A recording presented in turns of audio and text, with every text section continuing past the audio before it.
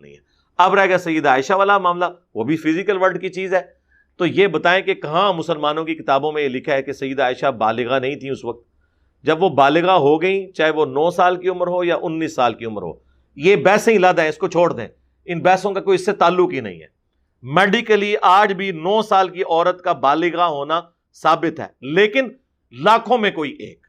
اور ہم مانتے ہیں کہ ہماری ماں لاکھوں نہیں اربوں میں ایک تھی، جس کو اللہ نے ڈیوٹی سونپی کہ اس نے نبی علیہ السلام کی آئلی زندگی کو ٹرانسفر کرنا تھا، اور حضور کی وفات کے بعد 47 سال تک بغیر اولاد کے، بغیر خاوند کے زندگی گزارنی تھی، اور امت تک نبی علیہ السلام کی آئلی زندگی کو ٹرانسفر کرنا تھا.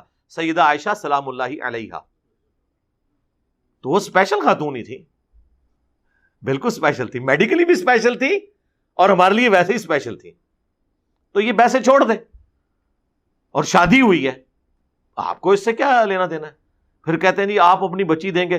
جی دنیا میں کون بدبخت ہوگا جسے یہ پتا ہو کہ یہ شخص اللہ کا نمائندہ ہے دنیا میں، اور وہ اپنی بیٹی اسے دینے کے لیے تیار نہ ہو جائے، اور اس بیٹی نے امت کی ماں بننا ہو اور جنت میں رسول اللہ کی بیوی بننا ہو. یار آپ لوگ تو پولیٹیکل خاندانوں کے ساتھ، دنیا میں جو طاقتور حلقے ہیں ان کے ساتھ رشتہ داریاں بنانے کا سوچتے ہیں.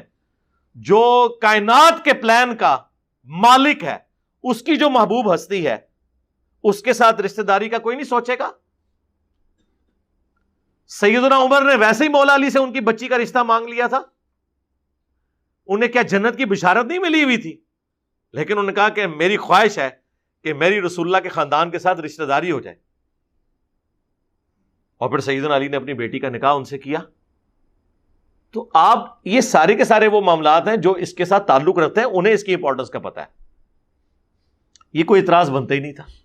اسی طریقے سے اسلام میں لکھا ہوا ہے قرآن کے اندر کہ جی جو بھی کافر نظر آئے اسے قتل کر دو. سرکار ہم آپ سے کہیں گے رکو ذرا، صبر کرو، کہاں لکھا ہوا ہے؟ اس کے آگے پیچھے پڑھو، سورہ التوبہ کھول کر دیکھو، وہ تو سراپا رحمت ہے.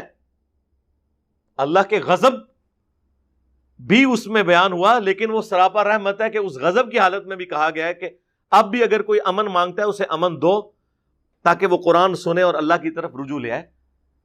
مسلمانوں اور کافروں کی ایک پیس ٹریٹی تھی جس میں ڈیسائیڈ ہوا تھا کہ جب یہ ٹریٹی ٹوٹے گی تو اس کے بعد کوئی اس کو پھر فالو نہیں کرے گا. اور وہ کافروں نے ٹریٹی توڑی تھی.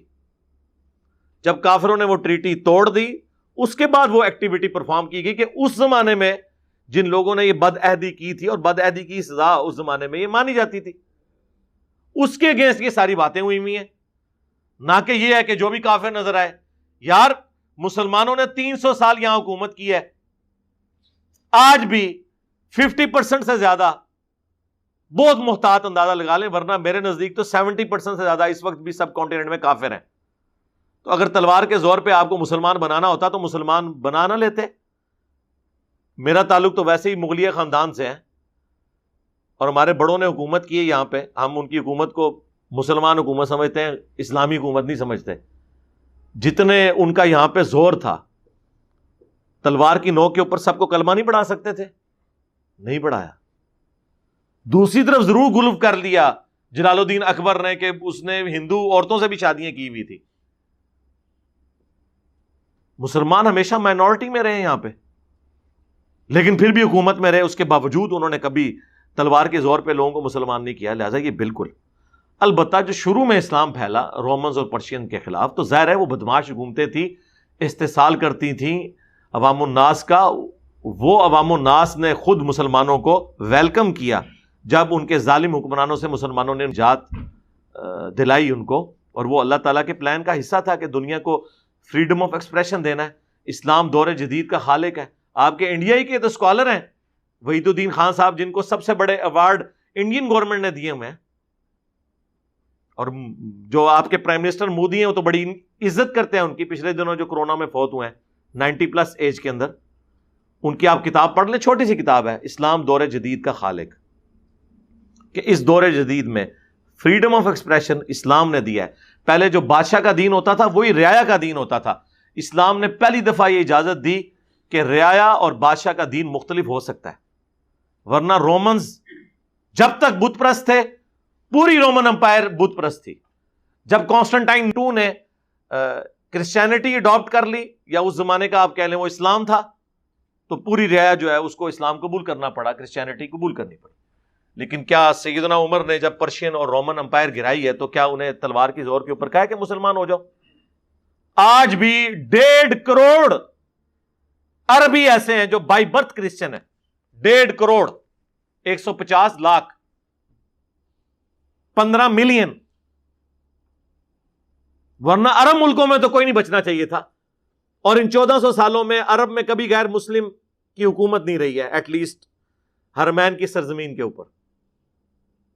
ایون جن زمانوں میں تاتاریوں کا زور تھا، اس زمانے میں بھی اللہ تعالیٰ نے اسپیشل پروٹیکشن کی ہے عرب ملک کی، اور وہاں پہ ان کا فتنہ نہیں پہنچ سکا منگولوں کا. لیکن اس زمانے میں کیا کسی نے سوچا ہوگا کہ بعد میں اسلام کے سب سے بڑے مجاہد ہی منگول بن جائیں گے؟ مغل. ہاں، منگول جو ہیں، عربی میں گاف نہیں ہوتی، تو یہ منگول کو مغل کہتے تھے عربک لوگ جو تھے. یہ مغل لفظ عربیوں نے دیا ان کو، تو وہ اس کی جگہ غین لگا دی، منگول مغل. تو دیکھ لیں اللہ تعالیٰ نے چن لیا، وہ اللہ کی مرضی ہے جسے چن لے.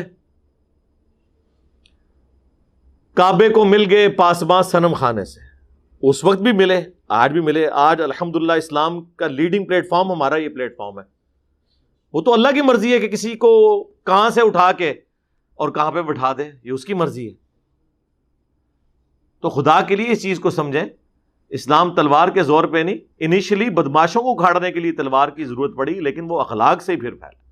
یہاں تک کہ یہ ہماری کتاب میں لکھا ہے، لا اکراہ فی الدین قد تبین الرشد من الغی. دین قبول کرنے کے حوالے سے کوئی جبر نہیں ہے. اللہ تعالیٰ نے ہدایت کو گمراہی سے الگ کر کے واضح کر دیا. اب جس کی مرضی ہے قبول کر لے، جس کی مرضی قبول نہ کرے. لیکن ونس جب قبول کرے گا، پھر اللہ تعالیٰ کی طرف سے اس کے اوپر اوبلیگیشنز ہیں کہ اس نے 5 وقت نماز پڑھنی ہے، زکوٰۃ دینی ہے، استطاعت ہو تو اللہ کی راہ میں حج کرنا ہے، اور سال میں 1 دفعہ رمضان کے مہینے کے روزے رکھنے ہیں. یہ وہ 5 چیزیں جو بخاری مسلم میں آئے کہ اسلام کی بنیاد ہیں. کلمہ اور اس کے بعد یہ 4 اعمال، نماز، زکوٰۃ، حج اور رمضان کے روزے. لیکن یہ اس کے لیے ہے جو مسلمان ہو جائے. جو مسلمان نہیں ہوا، کافر مرنا چاہتا ہے، اس کی مرضی ہے، مر جائے. آخرت میں پھر اللہ تعالیٰ کا ڈیوائن جو قانون ہے وہ اس کے اوپر لگے گا. دنیا میں چرچ بنانے کی اجازت بھی ہے، مندر بنانے کی اجازت بھی ہے، گردوارے بنانے کی اجازت بھی ہے، اور مساجد بھی بنے. آپ کو مذہبی آزادی ہے. الٹا مسلمانوں کو یہ حکم دیا گیا کہ آپ نے جو ٹیکس لیتے ہیں کافروں سے، وہ خیر مسلمان بھی دے رہے ہوتے ہیں زکوٰۃ کی شکل میں، اب تو خیر زکوٰۃ سے بڑھ کے دے رہے ہیں. اس کے اگینسٹ جزیہ کافروں سے لیا جاتا تھا، لیکن اس کے اگینسٹ ان کی حفاظت کی جاتی تھی. حتیٰ کہ صحیح بخاری میں حدیث ہے، جس نے کسی ذمی کافر کو قتل کیا وہ جنت کی خوشبو بھی نہیں پائے گا، حالانکہ جنت کی خوشبو 40 سال کی مسافت سے آ رہی ہوگی. یعنی قیامت کا دن جو قرآن میں ہے 50,000 سال کا دن ہے، اس میں آخری 40 سال جب رہ جائیں گے تو جنت کی خوشبو آنا شروع ہو جائے گی. لیکن اس مسلمان کو جنت کی خوشبو بھی نہیں آئے گی جس نے کسی کافر کو ناحق قتل کیا، جو مسلمان ریاست کے اندر ٹیکس دے کر رہ رہا تھا. اسلام تو انسانیت کی اتنی قدر کرتا ہے. یہ تو قرآن میں آیت ہے نا، آیت نمبر 32 سورۃ المائدہ کی، کہ جس نے ایک جان کو بچایا اس نے پوری انسانیت کو بچا لیا، اور جس نے ایک جان کو ناحق قتل کیا گویا اس نے پوری انسانیت کو قتل کیا. تو اسلام کی تعلیمات ہے. تو اس قسم کی جو چیزیں وہ مشہور کر دیتے ہیں اور خام خواہ بدنام کرنے کی کوشش کرتے ہیں. تو مسلمانوں کا ایٹیچیوڈ یہ ہونا چاہیے کہ بجائے گالی گلوچ کرنے کے اور ان کے جھوٹے خداؤں کو گالیاں دینے کے، علمی طریقے سے اپنا مقدمہ ان کے سامنے رکھیں. اس پہ خیر گھنٹوں بولا جا سکتا ہے، لیکن میں بس چونکہ ایک کرنٹ افیئر کے طور پہ ایک چیز چل رہی تھی، اور جو چیز ایک کرنٹ افیئر کے طور پہ ہوتی ہے میں اسے ضرور اپنے جو ویکلی پبلک سیشن ہے اس میں ٹیک اپ کرتا ہوں. صلو علی محمد و آل محمد، اللہم صلی علی محمد وعلی آل محمد واصحاب محمد اجمعین الی یوم الدین، آمین.